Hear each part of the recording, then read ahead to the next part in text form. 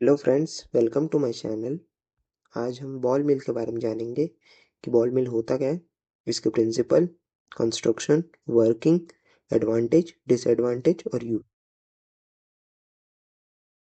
तो चलिए आज शुरू करते हैं। बॉल मिल होता क्या है। बॉल मिल बेसिकली एक ग्राइंडिंग मशीन होती है जो कि बड़े पार्टिकल्स को छोटे पार्टिकल में ग्राइंड करने का काम करती है। किसके थ्रू? बॉल्स के थ्रू।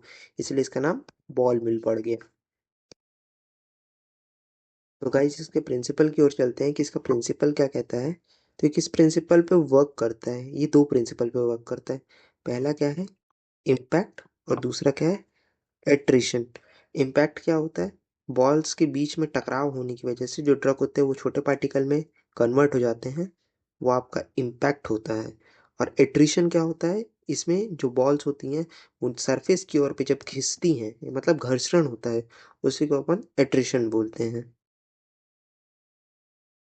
तो गाइस हम इसके कंस्ट्रक्शन की ओर चलते हैं कि ये बना कैसे होता है।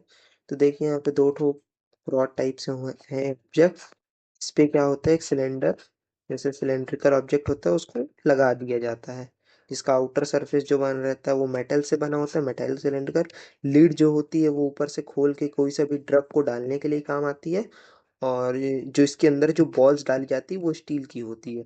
और जो बॉल्स का अमाउंट रहता है वो 30 to 50% इसकी वॉल्यूम को कवर करता है। अब हम इसके वर्किंग की ओर चले जाते हैं कि ये काम कैसे करता है। जैसे कि आप इसकी वर्किंग देख पा रहे हैं कि इसमें जो 60% होता है वो बॉल्स ही भरे रहती हैं। इसमें 30 से 50% बॉल्स भरी रहती हैं और 60% ही इसके वॉल्यूम को अपन को भरना रहता है। उससे ज़्यादा अपन नहीं भर सकते वरना ये अच्छे से वर्क नहीं करेगा। तो अब हम इसको 3 स्पीड्स में अपन रोटेट होती है ये। जो लो स्पीड्स पे अगर अगर ये जो है ये लो स्पीड पे रोटेट करेगा तो जो बॉल होता है वो इम्पैक्ट इसमें हो ही नहीं पाएगा। जैसा कि आप देख पा रहे हैं कि इसमें इम्पैक्ट हो ही नहीं पा रहा है, सिर्फ इसमें एट्रिशन हो रहा है, तो ये अच्छे से वर्क नहीं कर पा रहा है। अगर अपन इसको अच्छी हाई मतलब तेज स्पीड से रोटेट कर देते हैं तो इसमें जो सेंट्रीफ्यूगल फोर्स होता है, जो कि फोर्स क्या होता है, बाहर की तरफ लगता है। तो इसके फोर्स बाहर की तरफ लगने की वजह से जो बॉल होंगी वो दीवार की तरफ से जाके चिपक जाएंगी। तो इसमें सेंट्रीफ्यूगल फोर्स लगने की वजह से जो आपका जो ग्राइंडिंग प्रोसेस है वो स्लो हो जाएगा। और इसमें क्या हो पा रहा है, इसमें ये क्रूशियल स्पीड यानी करेक्ट स्पीड, इसको क्रूशियल स्पीड भी बोलते हैं। क्रूशियल स्पीड मतलब करेक्ट स्पीड। करेक्ट स्पीड में क्या होता है, सेंट्रीफ्यूगल फोर्स भी नहीं लगता है इसमें ज़्यादा, जितना ज़रूरत होता है उतना ही लगता है। और इसमें अट्रेशन और इम्पैक्ट दोनों अच्छे से वर्क कर पाता है। अट्रेशन ये सरफेस पे और इम्पैक्ट इसके टकराने से, तो ये दोनों अच्छे से वर्क कर पाता है, तो हमारी इसमें ग्राइंडिंग बहुत अच्छे तरीके से हो पाती है। तो फ्रेंड्स अप्लाई किस में होता है? ये फाइन ग्राइंडिंग के लिए अप्लाई होता है, हार्ड सब्सटेंस के लिए अप्लाई होता है। और ये हमारी जो बॉल्स होती है वो स्टील की बनी होती है, तो ये लेस रिएक्टिव होती है, जो कि ऑप्थेल्मिक और पेरेंटल ड्रग्स प्रोडक्ट के लिए यूज़ हो जाती है। और ये क्लोज चैम्बर में रहता है, तो इसमें अपन इंसेक्टिसाइड्स को भी, जो कि पॉइजनस हार्म कर सकते हैं यदि अपन खुले में ग्राइंडिंग करेंगे, तो उसके लिए भी यूज़ हो जाती हैं। इसके एडवांटेज और डिसएडवांटेज की तरफ चलते हैं। तो पहला एडवांटेज क्या है इसका, कि ये बहुत ही फाइन पार्टिकल में किसी भी चीज़ को कर देता है।